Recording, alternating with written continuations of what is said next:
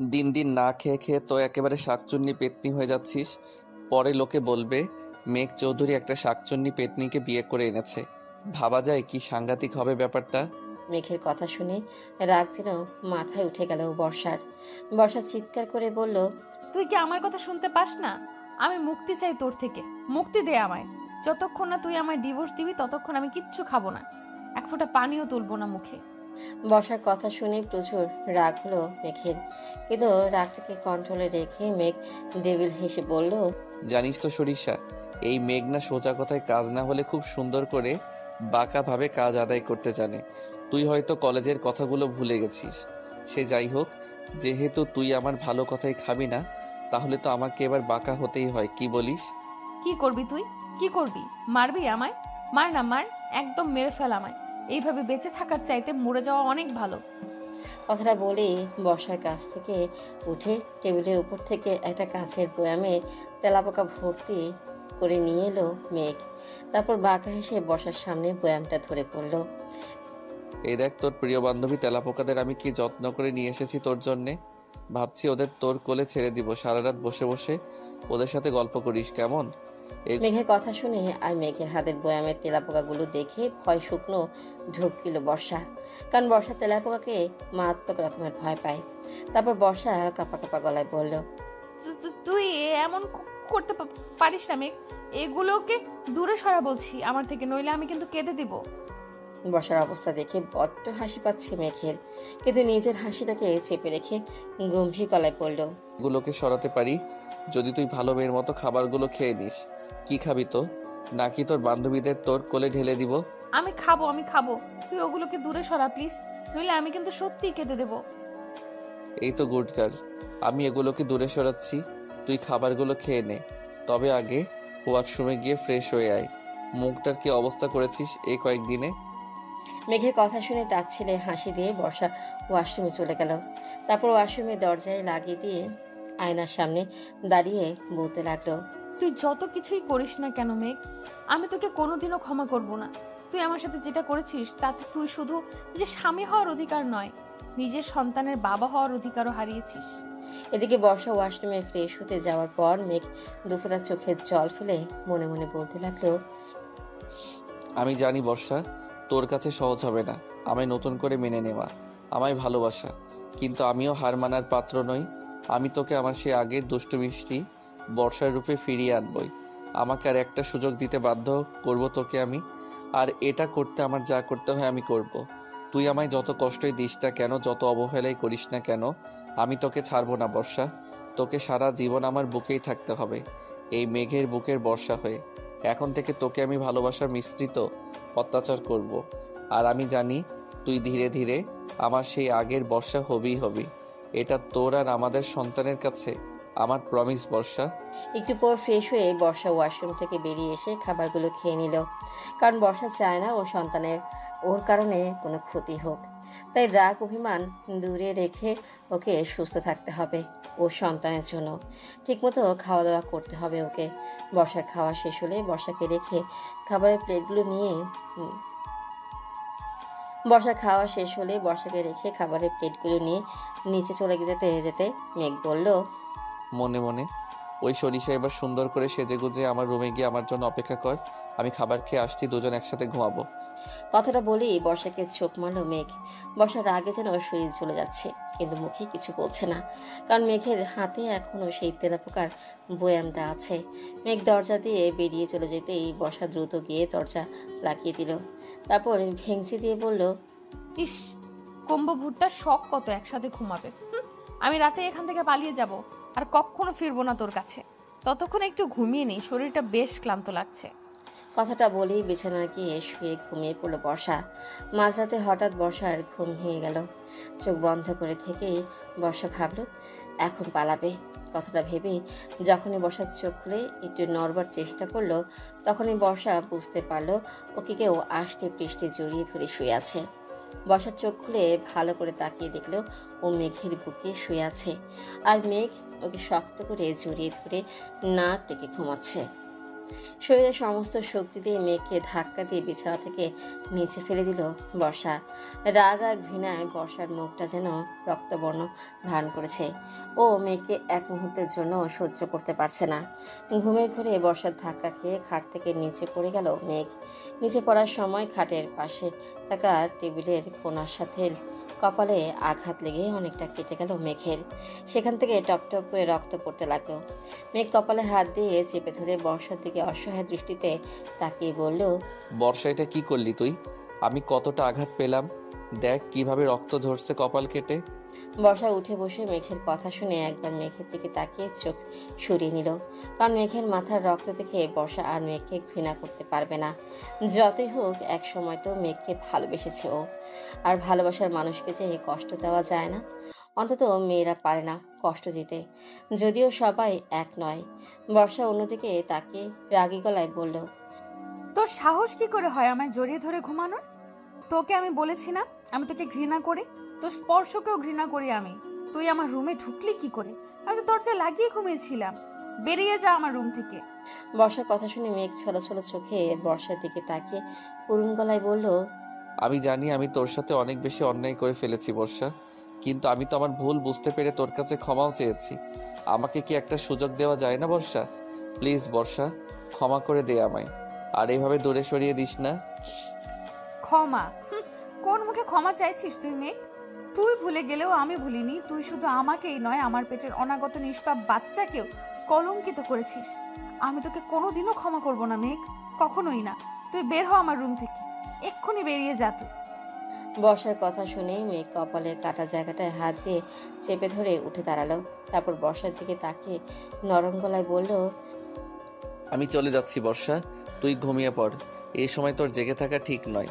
আমার কাছে ডুপ্লিকেট চাবি ছিল এই রুমের, আমি সেটা দিয়েই রুমে এসেছিলাম। আর আসবো না তোকে ডিস্টার্ব করতে। তুই নিশ্চিন্তে ঘুমোতে পারিস। কথাটা বলেই চোখের জল ফেলে রুম থেকে বেরিয়ে গেল মেঘ। বর্ষা মেঘের যাওয়ার পানে তাকিয়ে রইল। বর্ষার চোখ থেকেও পানি ঝরছে অঝরে। মেঘকে কষ্ট দিয়ে যেন নিজেই কষ্ট পাচ্ছে বর্ষা। বর্ষার রুম থেকে বেরিয়ে নিজেই বর্ষার রুম থেকে বেরিয়ে মেঘ নিচে চলে গেল। তারপর সোফায় হেলান দিয়ে বসে কান্না করে বলতে লাগলো, আমি জানি বর্ষা, তুই আমার সাথে যা আমি জানি বর্ষা, তুই আমার সাথে যা করছিস তা তোর মন থেকে নয়। তুই যে আমায় আমার থেকেও বেশি ভালোবাসিস, কিন্তু তোর এই অবহেলায় কষ্ট দেওয়া আমার প্রাপ্য ছিল। আমি তোর সাথে যেটা করেছি তার ফল ভোগ করতে হবে আমায়, কিন্তু তোকে আমি ছাড়তে পারবো না বর্ষা। তুই আমার কাছেই থাকবি, তাতে তুই আমায় যত খুশি কষ্ট দে আমি মেনে নিব, শুধু তোকে ছেড়ে থাকতে পারবো না। কথাগুলো বলে কাঁদতে কাঁদতে একসময় ঘুমিয়ে পড়ল মেঘ। ওদিকে বর্ষার চোখে ঘুম নেই। বর্ষা চিৎকার করে কাঁদতে ইচ্ছে করছে, কিন্তু আফসোস বর্ষা সেটাও পারছে না। সকালে ওয়াশরুম থেকে ফ্রেশ হয়ে বেরিয়ে একটা হলুদ রঙের শাড়ি পরে নিল বর্ষা। ভেজা চুলগুলো ঘাড়ের উপর ছেড়ে দিয়ে তারপর নিচে নেমে এলো বাহিরের প্রকৃতির হাওয়া খাবে বলে। এটা বর্ষার প্রতিদিনের অভ্যাস। নিচে নামতেই বর্ষার চোখ আটকে গেল সোফায় শুয়ে থাকা মেঘের দিকে। কান্না করার ফলে মেঘের চোখের নিচে আর নাকটা লাল হয়ে হালকা ফুলে আছে। কপালে কেটে যাওয়া জায়গায় রক্ত জমাট বেঁধে শুকিয়ে গেছে। মুখটা কেমন শুকনো শুকনো লাগছে মেঘের। মেঘের এমন অবস্থা দেখে বুকের ভিতরটা থক করে উঠল বর্ষার। বুকের বাম পাশে চিনচিনে ব্যথা অনুভব হতে লাগলো, কিন্তু মুহূর্তেই বর্ষা নিজেকে সামলে নিল। বর্ষা কিছুতেই মেঘের উপর নরম হবে না, আর সুযোগ পেলেই এখান থেকে চলে যাবে ও। কথাটা ভেবেই একটা দীর্ঘশ্বাস ফেলে বাইরের দিকে হাঁটা দিল বর্ষা। প্রায় 1 ঘন্টা ধরে বাগানের দোলনায় বসে ফুল গাছের দিকে এক নজরে তাকিয়ে আছে বর্ষা। মাথায় ওর হাজারো চিন্তা ঘুরে বেড়াচ্ছে। নিজের পেটের সন্তানকে নিয়ে হাজারো চিন্তা ভর করেছে বর্ষার মাথায়। বাতাসে বর্ষার খোলা চুলগুলো উড়ছে, চুলের সাথে তাল মিলিয়ে উঠছে বর্ষার শাড়ির আঁচলটাও। কিন্তু সেদিকে বর্ষার কোনো ভ্রুক্ষেপ নেই। বর্ষা এখন ভাবনায় মগ্ন। হঠাৎ গিটারের শব্দে ধ্যান ভাঙে বর্ষার। অনেকদিন পর গিটারের সেই মন কাড়া সুর যেন টানছে বর্ষাকে। বর্ষা না চাওয়া সত্ত্বেও দোলনা থেকে আনমনে উঠে গেল। তারপর গিটারের সুর ধরে বাসার ভিতরে ঢুকে সোজা ছাদে পৌঁছে গেল বর্ষা। ছাদের দরজায় দাঁড়িয়ে বর্ষা দেখল মেঘ অন্যদিকে ঘুরে সামনে গিটার বাজিয়ে ছাদের দরজায় দাঁড়িয়ে বর্ষা দেখল মেঘ অন্যদিকে ঘুরে সমানে গিটার বাজিয়ে চলেছে। গিটার বাজাতে বাজাতে মেঘ গান ধরলো। গান গাওয়া হারাম।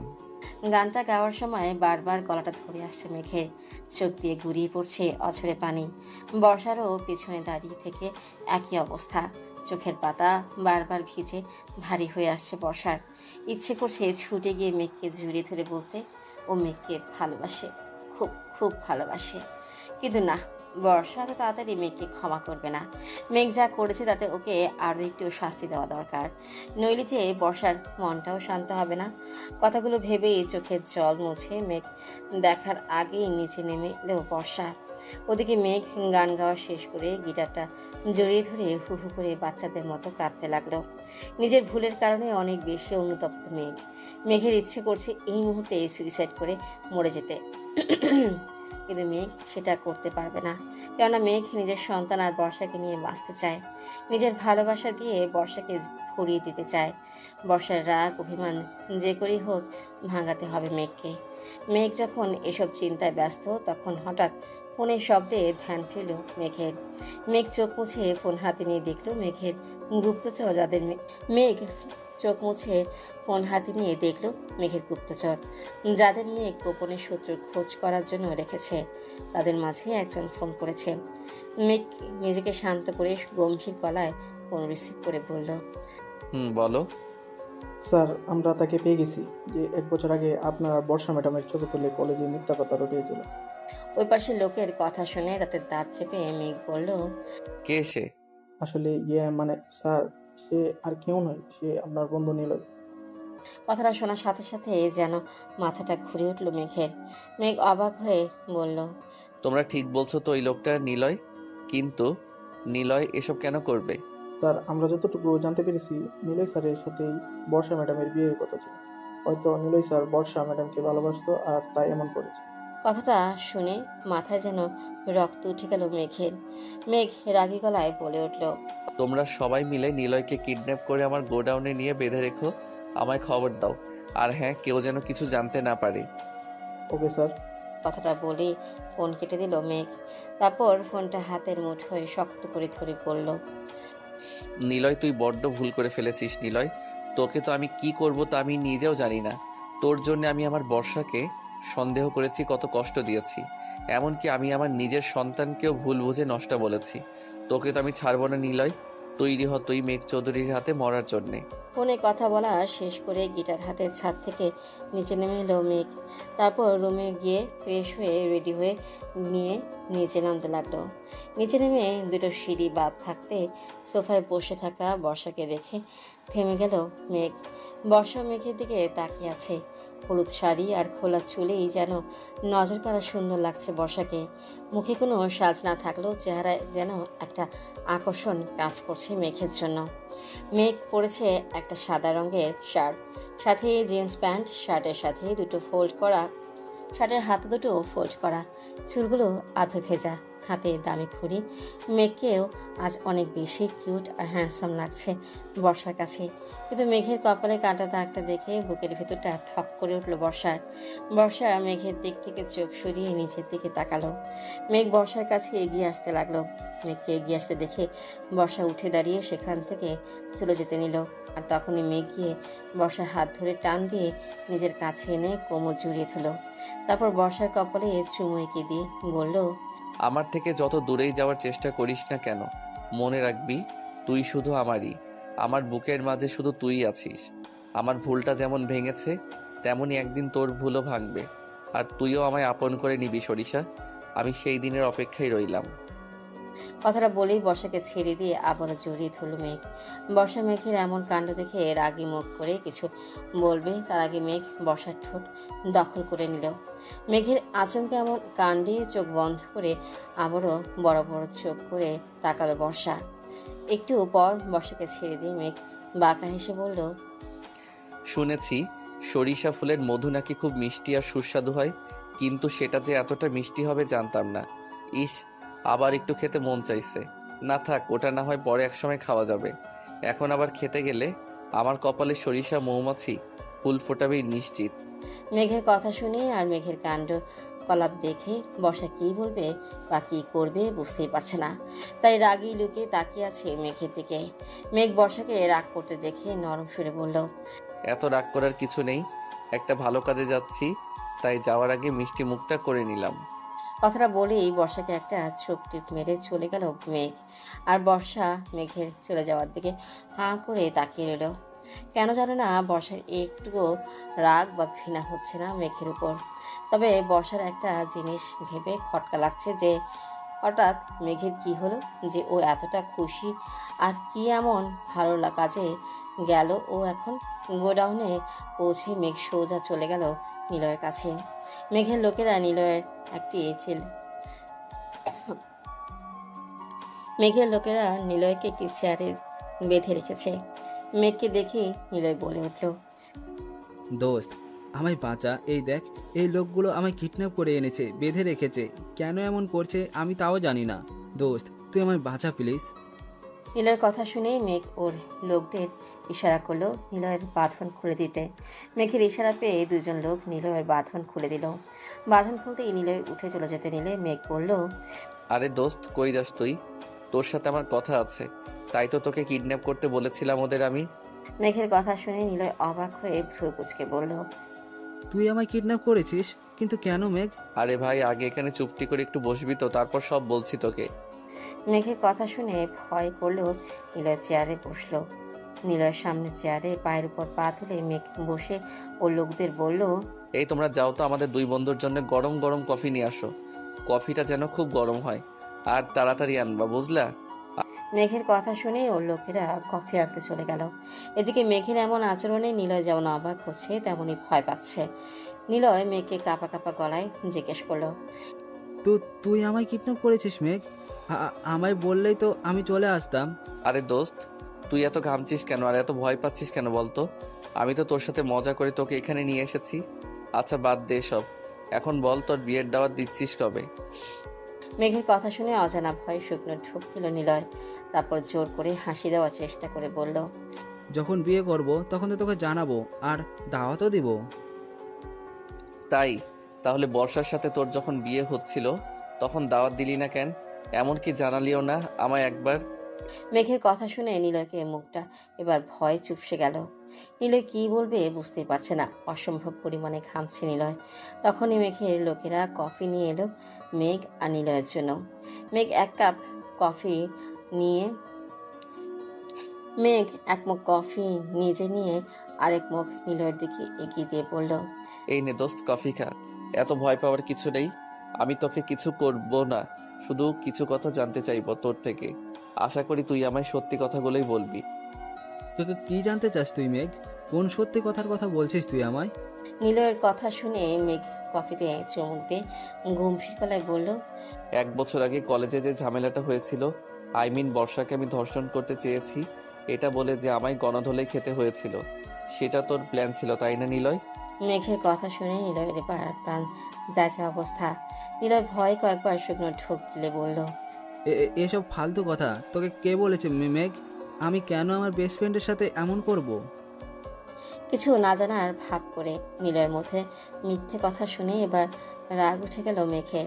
মেঘ সামনে থাকা নিলয়ের জন্য রাখা কফির মগটা তুলে সবটুকু কফি নিলয়ের মুখ বরাবর ছুঁড়ে মারল। এতক্ষণে কফি গরম একটু কমে যাওয়ায় নিলয়ের মুখটা পোড়ার বদলে কিছুটা লাল হয়ে গেল।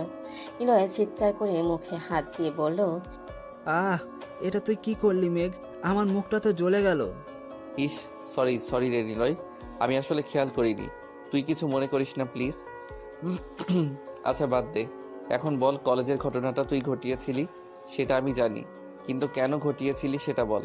কেন নিজের বেস্ট ফ্রেন্ডের সাথে এমন করলি? সত্যি কথা না বললে তোর জন্য খুব খারাপ হয়ে যাবে, তাই যা বলবি সত্যি করে বল। মেঘের কথা শুনে নিলয় বুঝতে পারল ওর আর কোনো উপায় নেই। এখন সত্যিটা না বলে মেঘ ওর সাথে যা খুশি করতে পারে। তাই নিলয় বলতে শুরু করলো, হ্যাঁ, আমি সেই দিন কলেজের ওই ঘটনাটা ঘটিয়ে বর্ষার নাম দিয়েছিলাম তোর কাছে, কারণ তোর মতো আমিও বর্ষাকে পছন্দ করতাম, ভালোবাসতাম। কিন্তু সেই দিন বর্ষা তোর প্রপোজ অ্যাকসেপ্ট করায় আমি খুব রেগে যাই। তোর ওপর হিংসা হয় আমার। তাই আমি তোদের আলাদা করতে ওই খেলাটা খেলি। তারপর বর্ষাকে আমি বিয়ে করতে গিয়েছিলাম, কিন্তু তুই বর্ষাকে সেই আমার থেকে কেড়েই নিলি মেঘ। এতটুকু বলে থামলো নিলয়। নিলয়ের কথা শুনে শান্ত গলায় মেঘ বলল, কাউকে ভালোবাসা পাপ নয়, আর আমি জানি ভালোবাসার মানুষকে পাওয়ার জন্যে মানুষ সব কিছু করে। কিন্তু এতটা ভালোই যখন বাসতি তুই বর্ষাকে, তাহলে বিয়ের আসর থেকে বর্ষা পালিয়েছে শুনে চলে কেন গেছিলি? কেন বর্ষাকে খোঁজার চেষ্টা করলি না? আমি বর্ষাকে বিয়ে করতে চাইছিলাম, কিন্তু ও অন্য কারোর সাথে পালিয়ে গেছে। জানলে সমাজের লোক আমায় থুতু দিত, তাই বিয়ে না করেই চলে আসি। নিলয়ের কথা শুনে মেঘ হাতে তুড়ি বাজিয়ে বলল, বাহ বাহ নিলয়, তোর ভালোবাসার প্রশংসা না করে পারছি না। একটি মেয়ে বিয়ের আসর থেকে হঠাৎ হারিয়ে গেল, তাকে তুই ভালোবাসিস, অথচ মেয়েটা পালিয়ে গেছে নাকি তার কোনো বিপদ হয়েছে এটার খোঁজ না নিয়ে তুই সমাজের লোকের কথার ভয়ে বিয়ে না করে চলে গেলি। কেমন ভালোবাসা তোর? শান্ত গলায় এতটুকু বলেই উঠে দাঁড়ালো মেঘ। তারপর নিলয়ের শার্টের কলার ধরে চেয়ার থেকে টেনে তুলে টানতে টানতে নিয়ে গেল গাড়িতে। মেঘের সাথে মেঘের লোকেরাও গাড়িতে গিয়ে বসলো। নিলয় মেঘের এমন রাগী লোক দেখে ভয় কাবু হয়ে বলল, তুই আমাকে কোথায় নিয়ে যাচ্ছিস মেঘ? ছেড়ে দে আমায়, প্লিজ মেঘ, আমায় ক্ষমা কর। নিলয়ের কথায় কোনো উত্তর না দিয়ে নিলয়কে নিয়ে সোজা নিজের বাসার সামনে এসে গাড়ি থামালো মেঘ। তারপর গাড়ি থেকে নেমে নিলয়ের কলার ধরে টানতে টানতে নিলয়কে বাসার ভিতরে নিয়ে গেল। আর ওর লোকদের ইশারায় কিছু একটা বলে দিল মেঘ। নিলয়কে টানতে টানতে নিয়ে গিয়ে বর্ষার সামনে ধাক্কা দিয়ে ফেলে দিল মেঘ। বর্ষা বাগানের দোলনাটায় বসেছিল। নিলয়কে এভাবে ফেলে দিতে দেখে বর্ষা দোলনা থেকে উঠে দাঁড়িয়ে অবাক হয়ে মেঘের দিকে তাকিয়ে রইল।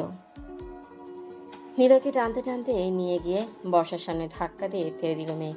বর্ষা বাগানের দোলনাটায় বসেছিল।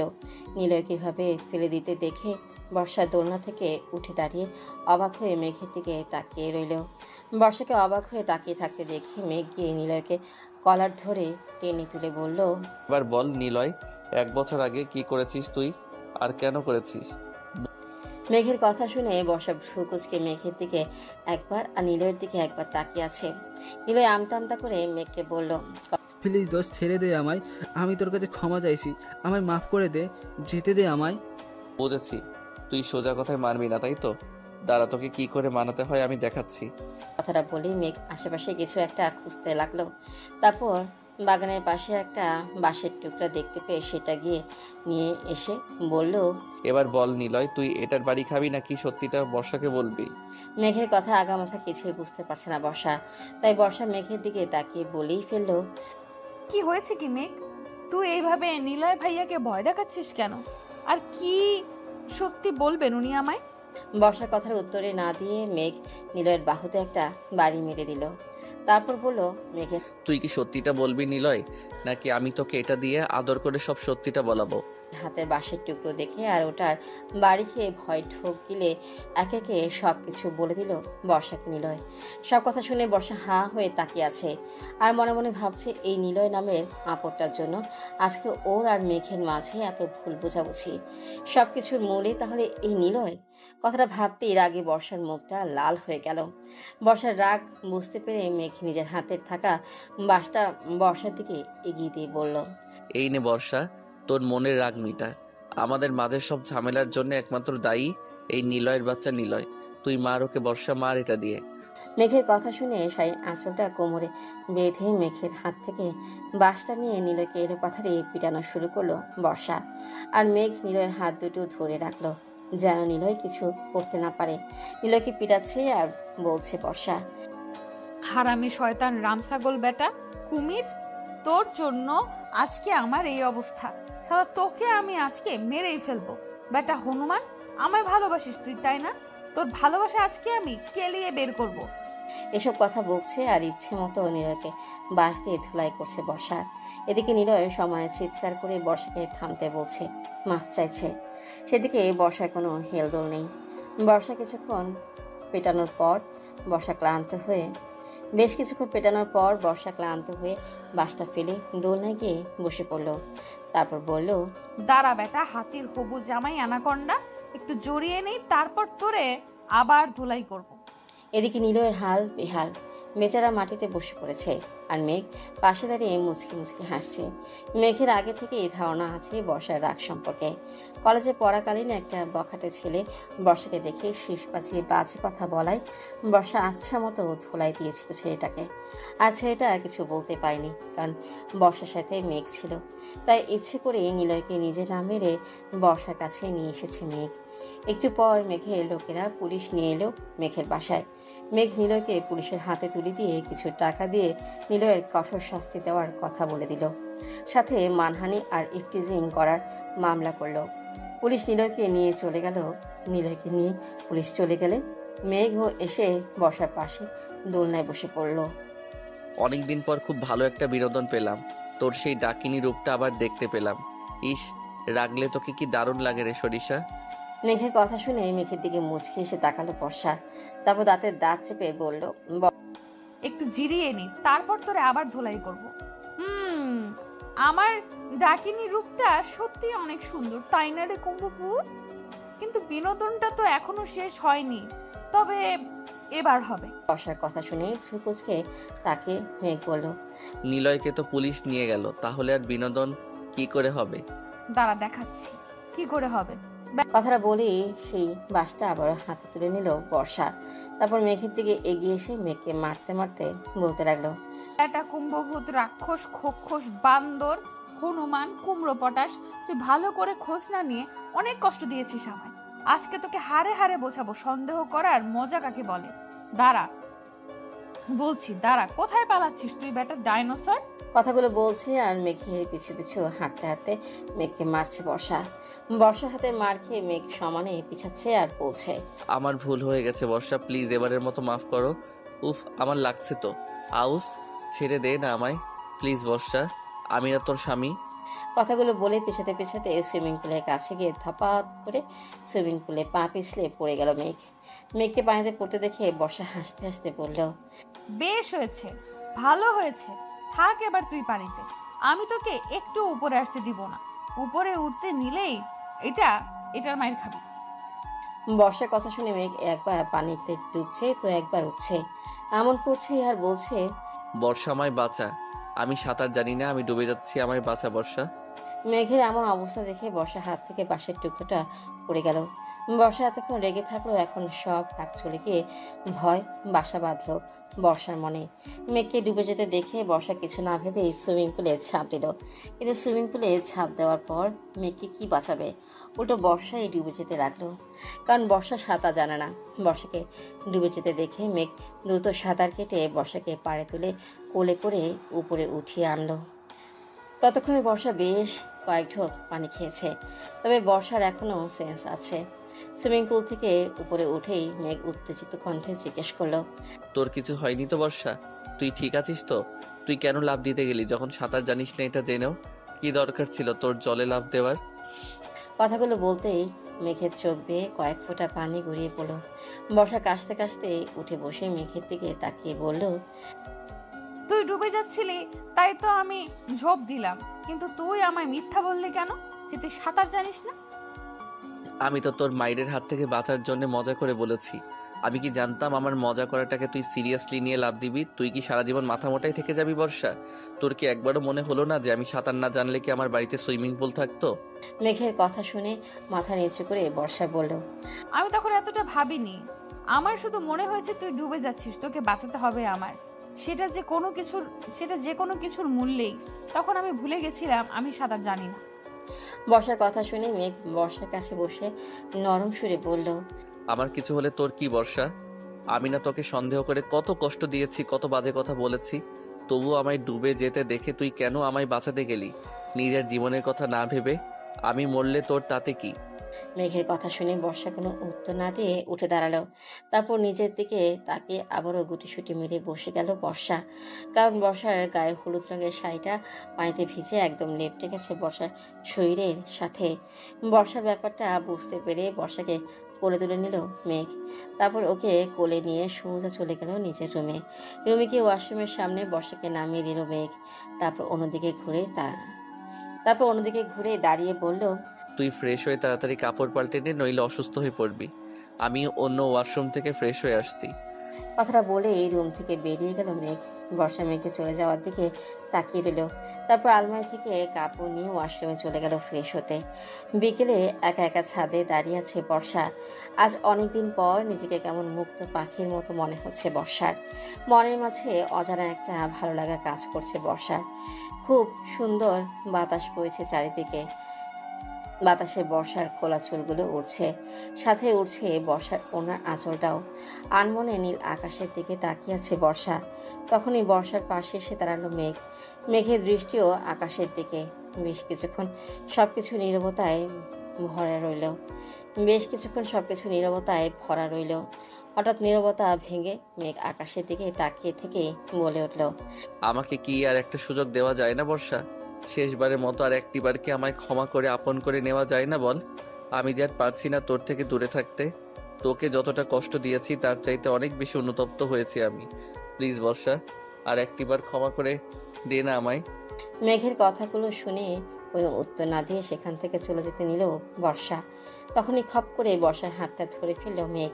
তারপর বর্ষার সামনে হাঁটু গেড়ে বসে বর্ষাকে নিজের দিকে ঘুরিয়ে বর্ষার হাতের মধ্যে একটা ধারালো ছুরি দিয়ে বলতে লাগলো, তুই যদি আমায় এখনো ক্ষমা না করিস তাহলে ছুরিটা দিয়ে আমায় এখানে শেষ করে দিয়ে যা বর্ষা। আমি আর পারছি না এইভাবে বেঁচে থাকতে। সবসময় নিজের ভুলের কারণে ভিতরে ভিতরে শেষ হয়ে যাচ্ছি আমি। এইভাবে প্রতিদিন একটু একটু করে মরে যাওয়ার চাইতে একেবারে তুই মেরে ফেল আমায়। আর না হলে আমায় ক্ষমা করে আপন করে নে বর্ষা। তবুও প্লিজ তুই এভাবে আমার থেকে আর দূরে সরে থাকিস না। মেঘের কথা শুনে রাগে বর্ষার চোখ মুখ লাল বর্ণ ধারণ করলো। বর্ষার হাতের ছুরিটাকে শক্ত করে ধরে উপরের দিকে তুলে ধরলো, তারপর দূরে ছুঁড়ে ফেলে দিল। ছুরিটা ফেলে দিয়ে মেঘের সামনে মেঘের মতো হাঁটু গেড়ে বসলো বর্ষা। তারপর বলল, ক্ষমা করতে পারি, আমার কিছু শর্ত আছে। সেই শর্তগুলো পূরণ করলে তবেই তোকে আমি ক্ষমা করব। বল মেঘ, তুই রাজি তো? বর্ষার কথা শুনে খুশিতে গদগদ হয়ে বলল মেঘ, আমি রাজি বর্ষা। আমি তোর সব শর্তে রাজি আছি। তবুও তুই আমায় ক্ষমা করে দে প্লিজ। আরে আরে, আগে শুনবি তো আমার শর্তগুলো কি কি। আমার প্রথম শর্ত হলো আজকে তোকে প্রমিস করতে হবে আর কোনো দিন কখনো সঠিক না জেনে আমি বা অন্য কাউকে সন্দেহ করে কষ্ট দিবি না। আমার দ্বিতীয় শর্ত, আমাকে সাঁতার শেখাতে হবে। আমি সাঁতার জানি না তাই। আমার তৃতীয় শর্ত, প্রতিদিন বিকেলে ছাদে আমার সাথে বসে আমায় নিজ হাতে কফি করে খাওয়াতে হবে, সাথে গিটার বাজিয়ে গান শোনাতে হবে, আর সেই গানটা শুধু আমার জন্যই গাইতে হবে। আমার চতুর্থ শর্ত হলো তুই আর আমি এখন যেমন আলাদা রুমে থাকি সব সময় এমনই থাকবো। তুই আমার কাছে আসতে পারবি না। বল রাজি? বর্ষার মুখে দুষ্টুমি হাসে। মেঘ বেচারা মনে হচ্ছে এখন কান্না করে দিবে, মুখটা এমন বানিয়ে আছে। বর্ষার শর্তগুলো শুনে উঠে দাঁড়ালো মেঘ।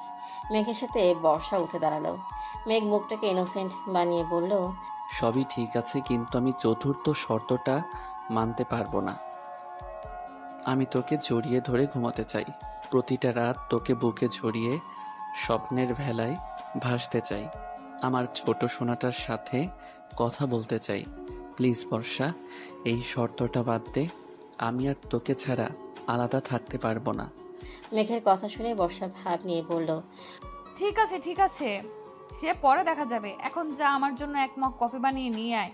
আর হ্যাঁ, কফিটা যদি খেতে পচা হয় না তাহলে কিন্তু সব মাফ করা বাতিল করে দিব। বর্ষার কথা শুনে মেঘ অসহায় মুখ করে বলল, কিন্তু আমি তো কফি বানাতে পারি না রে সরিষা।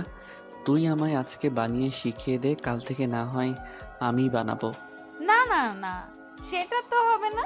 ওকে ঠিক আছে, তাহলে তুই হার মেনে নে, আমি বরং তোকে আর ক্ষমা করব না। এই না না প্লিজ, এমন বলিস না।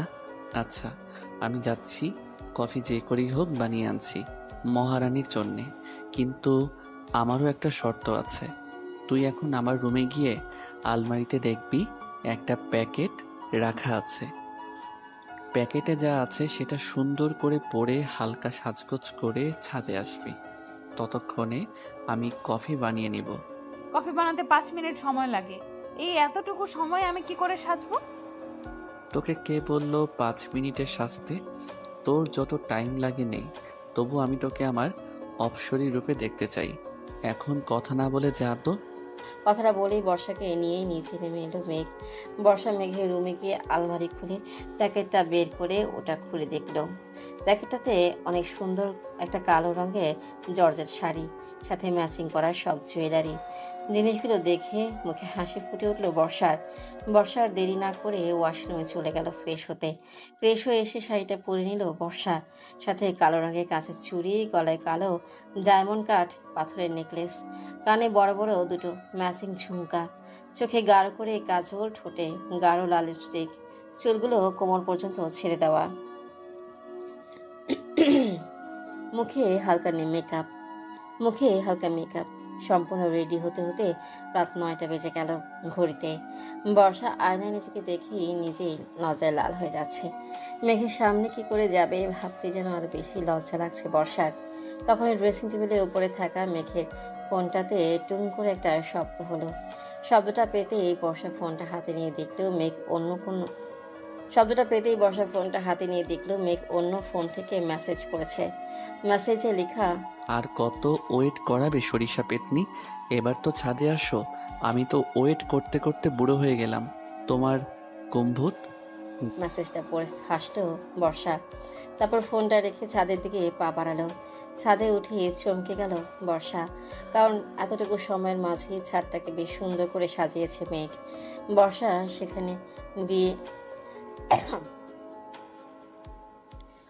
যেখান দিয়ে হেঁটে যাবে সেই জায়গায় গোলাপ ফুলের পাপড়ি বিছিয়ে রাখা। বর্ষা মুচকি এসে সামনে এগিয়ে গিয়ে দেখলো মেঘ অন্যদিকে ঘুরে দাঁড়িয়ে আছে। বর্ষার উপস্থিতি টের পেতেই মেঘ বর্ষার দিকে ঘুরে তাকালো। বর্ষাকে দেখেই যেন থমকে গেল মেঘ। এই কালো শাড়িতে আর হালকা সাজেই যেন মেঘকে পাগল করার জন্য যথেষ্ট। মেঘ তৃষ্ণার্ত চোখে তাকিয়ে আছে বর্ষার দিকে, আর বর্ষা লজ্জায় লাল হয়ে মাথা নিচু করে আছে আর চোখ বারবার মেঘকে দেখছে, কেননা মেঘকেও অসম্ভব সুন্দর লাগছে। মেঘ কালো রঙের পাঞ্জাবি পরেছে, সাথে জিন্স প্যান্ট, হাতে দামি ঘড়ি, চোখ দুটো তৃষ্ণায় ভরা। বেশ কিছুক্ষণ তাকিয়ে থাকার পর মেঘ বর্ষার লজ্জা মাখা মুখ দেখে কয়েকবার পিছিয়ে গিয়ে গিটারটা হাতে নিল। তারপর বর্ষার দিকে তাকিয়ে গান ধরলো। গান গাওয়া হারাম। গান গাওয়া শেষ করে বর্ষার সামনে এসে বর্ষার হাত ধরে কাছে টেনে নিল মেঘ। তারপর বর্ষার কানের কাছে মুখ নিয়ে ফিসফিসিয়ে বলল, এভাবে শাস্তি দেওয়ার চাইতে আমায় খুন করলেই ভালো করতিস জান। এখন তো মনে হচ্ছে তোর থেকে দূরে থাকার শর্ত পূরণ করতে গিয়ে আমি এমনিতেই হার্টফেল হয়ে মরে যাব। এই শর্তটা কি না মানলেই নয়? মেঘের কথা শুনে লজ্জা মাখা হাসি দিল বর্ষা। তারপর বলল, আমার কফি কোথায় মিস্টার কুম্ভভূত? আপনি কিন্তু এখন পর্যন্ত আমার একটা শর্তও মানেননি। বর্ষার কথা শুনে দীর্ঘশ্বাস ফেলে বর্ষাকে ছেড়ে মেঘ বলল, যথা আজ্ঞা মেরি শাহজাদি, আপনি এখানে বসুন, আমি আপনার কফির সাথে ডিনারেরও আয়োজন করেছি। বর্ষার কথা শুনে বর্ষা ছাদের মাঝখানে অনেক সুন্দর করে সাজানো টেবিল চেয়ার দেখতে পেল। পুরো টেবিলের উপরে ফুলের পাপড়ি বিছানো। বর্ষা গিয়ে একটা চেয়ারে টেনে বসে পড়ল। বর্ষার সামনাসামনি মেঘ বসে দুজন মিলে নানা রকম গল্প করতে করতে ডিনারে শেষ করলো। তারপর দুজন রাত প্রায় 2টা পর্যন্ত ছাদের আলোতে গল্প করে কাটিয়ে দিল। আজ যেন ওদের মাঝে নেই কোনো রাগ, নেই কোনো ভুল বোঝাবুঝি, শুধু ভালোবাসাটাই কাজ করছে আজ। দুজন পবিত্র ভালোবাসার মানুষের আজ যেন এক হওয়ার দিন। বর্ষা ছাদের রেলিং ধরে দাঁড়িয়ে চাঁদের দিকে তাকিয়ে বলল, আজকের চাঁদটা কত সুন্দর, তাই না? বর্ষার কথার উত্তরে মেঘ এসে বর্ষাকে পেছন থেকে জড়িয়ে ধরে বর্ষার চুলে মুখ গুজে বলল, আমার এই চাঁদের চাইতে সুন্দর নয় আকাশের ওই চাঁদ? মেঘের ছোঁয়ায় কেঁপে উঠল বর্ষা। মেঘ বর্ষাকে নিজের দিকে ঘুরিয়ে কোলে তুলে নিল। তারপর বর্ষার গালে চুমু এঁকে দিয়ে বলল, ঘুম পাইনি আজ আমার এই চাঁদটার। চল, আমি তোকে আজ ঘুম পাড়িয়ে দিব আমার সব ভালোবাসা দিয়ে। বর্ষা কিছু না বলে মেঘের বুকে মুখ লুকালো। মেঘ বর্ষাকে কোলে নিয়ে নিজের রুমে চলে গেল। সকালে মেঘের আগে ঘুম ভাঙলো বর্ষার। বর্ষা চোখ মেলে তাকিয়ে দেখলো ও মেঘের বুকে আষ্টে পৃষ্ঠে জড়িয়ে আছে। মেঘের ঘুমন্ত মুখটা কি মায়াবী লাগছে দেখতে। বর্ষার কি হলো, বর্ষা টুক করে একটা চুমু এঁকে দিল মেঘের গালে। মেঘ হালকা নড়ে উঠতেই বর্ষা তাড়াতাড়ি উঠে ওয়াশরুমে চলে গেল ফ্রেশ হতে। 7 দিন পর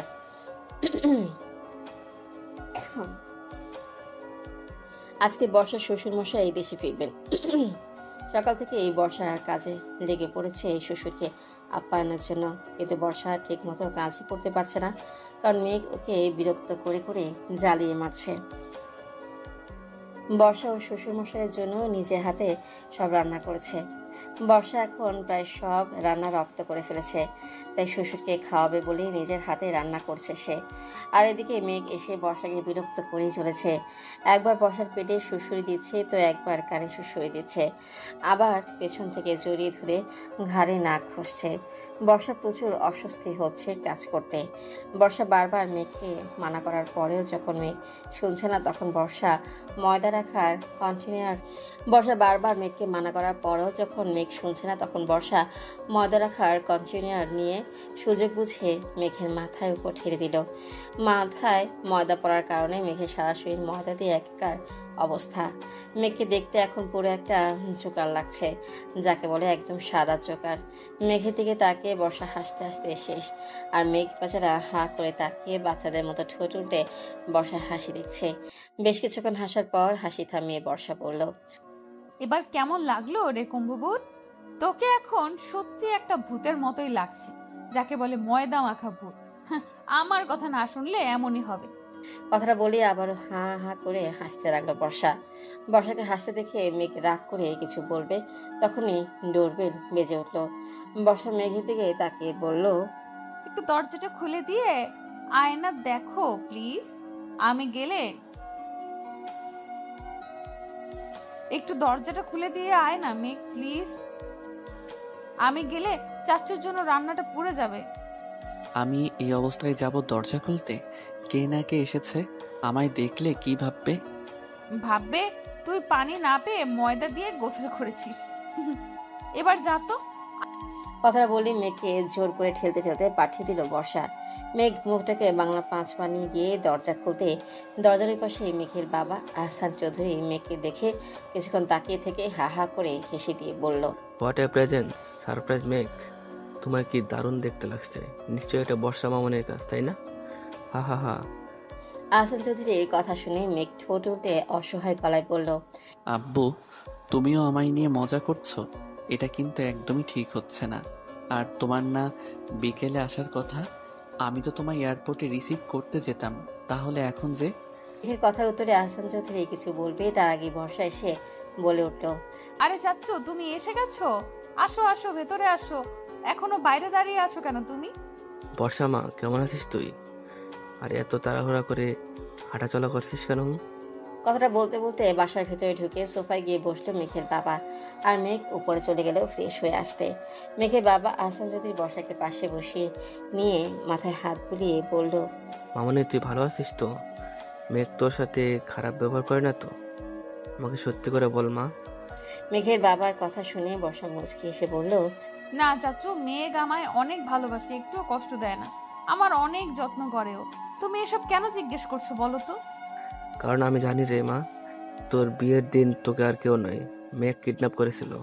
আর মেঘই সেদিন তোকে আড়াল থেকে বিয়ে করেছিল। বিদেশ যাওয়ার আগে আমার ভয় ছিল তোকে নিয়ে, যে মেঘ যদি তোকে কোনো কষ্ট দেয়। তাই আমি প্রতিদিন মেঘকে কল দিতাম আমি তোর খবর নিতে। কিন্তু সব সময় মেঘ বলতো ও তোর পাশে নেই বা তুই ঘুমোচ্ছিস, তাই আর কথা বলা হতো না। তুমি একদম চিন্তা করো না চাচ্চু, মেঘ আমায় একটুও কষ্ট দেয়নি, বরং সব সময় আমার খেয়াল রেখেছে। ও শুধু আমার স্বামীই নয়, ও আমার বন্ধুও। এমন ভাগ্য কয়জনের হয় বলো চাচ্চু? ও যে স্বামী নিজের বন্ধুর মতো হয়।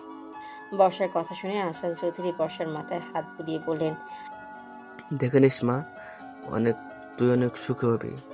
আমার দোয়া সব সময় তোর সাথে থাকবে। তবে আমি কিন্তু তোর উপর একটু রেগে আছি। এ মা, তুমি আবার রেগে আছো কেন চাচ্চু? আমি আবার কি করলাম? আমার অপরাধ কি? এই যে তুই আমায় এখনো চাচ্চু বলে ডাকিস। আরে আমি চাচ্চুর পর এখন তোর শ্বশুর মশাই, তাই আমায় তুই আব্বু বলে ডাকবি, বুঝলি মামনি? আহসান চৌধুরীর কথা শুনে মুচকি হাসলো বর্ষা। তারপর বলল, তাদের ওকে আমার আব্বু জান, তাই হবে। দুজনেই হেসে দিল। বিদেশে থেকে আসার সময় বিদেশ থেকে আসার সময় আহসান চৌধুরী অনেকগুলো খেলনা, ছোট ছোট জামা কাপড় নিয়ে এসেছেন তার হবু নাতি বা নাতনির জন্য। আহসান চৌধুরীকে দেখে বোঝা যাচ্ছে তিনি কতটা খুশি। বিকেলে ছাদে দাঁড়িয়ে আছে বর্ষা। বর্ষা একটা কলা পাতা রঙের শাড়ি পরেছে, সাথে হাতে ম্যাচিং ছুরি, কানে ছোট ছোট দুটো ঝুমকা, গলায় সোনার লকেটওয়ালা চিকন চেইন, চোখে গাঢ় কাজল, ঠোঁটে হালকা লিপস্টিক, চুলগুলো আর শাড়ি আঁচলটা বাতাসে উঠছে আপন মনে। সেদিকে বর্ষার কোনো নজর নেই। বর্ষা আনমনে তাকিয়ে আছে আকাশের দিকে। হঠাৎ মেঘের ছোঁয়ায় ধ্যান ভাঙল বর্ষার। মেঘ পেছন থেকে বর্ষাকে জড়িয়ে ধরে বর্ষার চুলের মাঝে মুখ গুজে বলল, সরি জান। মেঘের কথা শুনে অবাক হয়ে মেঘের দিকে ফিরে তাকালো বর্ষা। তারপর ভ্রু কুচকে জিজ্ঞেস করলো, সরি কেন বলছিস মেঘ? আব্বুর সাথে যে তুই কথাগুলো বলছিলি আমি আড়াল থেকে সব শুনেছি বর্ষা। আমি তোকে এতটা কষ্ট দেওয়ার পরেও তুই আমার বিষয়ে আব্বুকে কিছুই বলিসনি, বরং সবসময় আমার সম্পর্কে ভালো বলে গেলি। সত্যি আমি অনেক বেশি অনুতপ্ত নিজের ভুলের জন্যে। নিজেকে বড় বেশি অপরাধী মনে হচ্ছে আজ। মেঘের কথা শুনে মুচকি হেসে মেঘের গলা জড়িয়ে ধরল বর্ষা।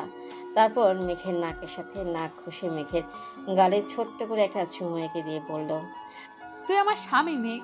তোকে অন্যের সামনে ছোট করা মানে নিজেকে ছোট করা। তোকে কারোর সামনে খারাপ প্রমাণ করা মানে নিজের সম্মান নষ্ট করা। আর তাছাড়া তুই নিজের ভুল বুঝতে পেরে অনুতপ্ত হয়েছিস। আমার আর তোর উপর কোনো রাগ নেই, কোনো অভিযোগও নেই। আমি শুধু তোর এই জীবনের সাথী নই, আমি তোর অর্ধাঙ্গিনী, তোর স্ত্রী। মৃত্যুর পরও আমি তোকে চাই, ভালোবাসি তোকে, আমি অনেক বেশি ভালোবাসি। তুই আমার ছোট সোনামণির বাবা।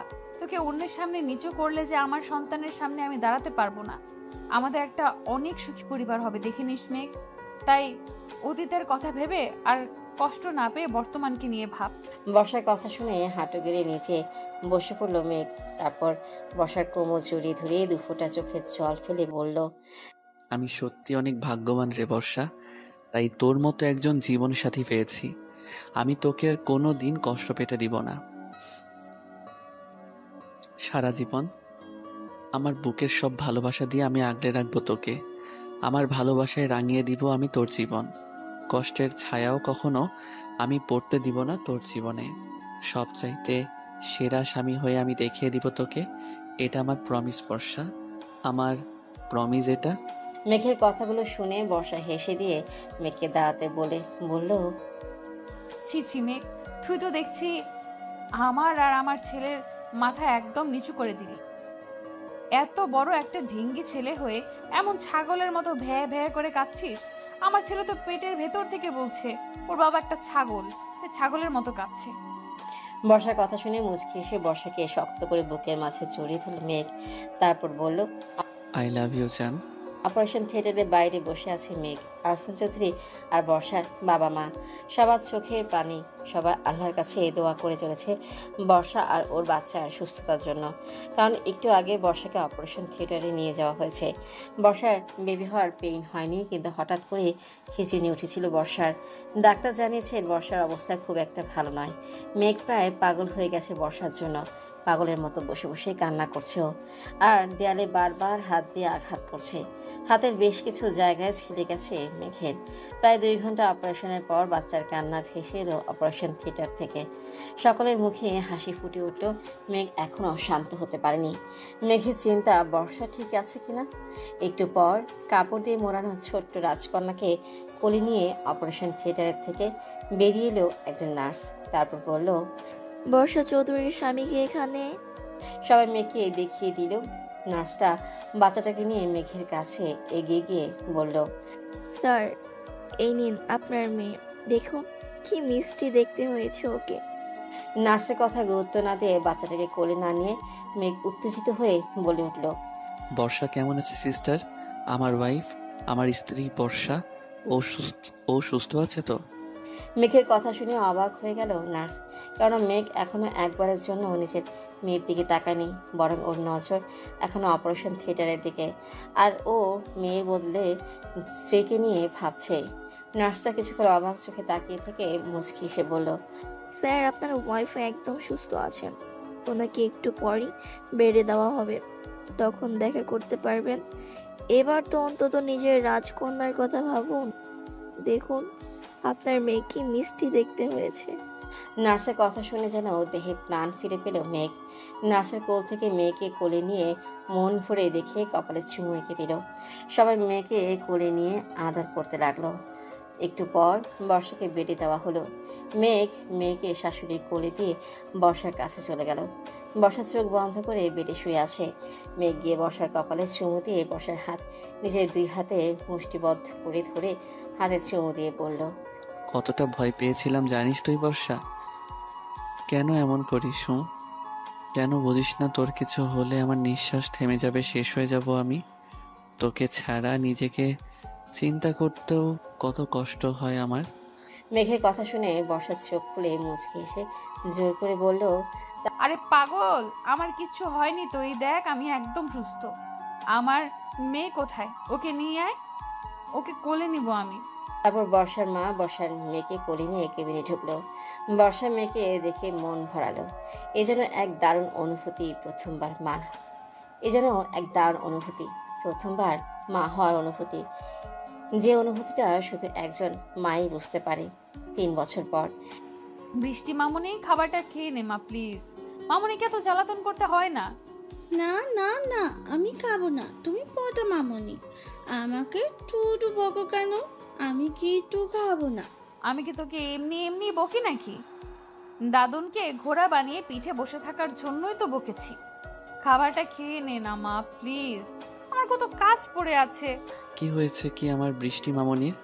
তুই ওকে বকছিস কেন বর্ষা? বাবাই বাবাই দেখো, মামনি টুডু আমায় বকে, একটু ভালো বাতে না।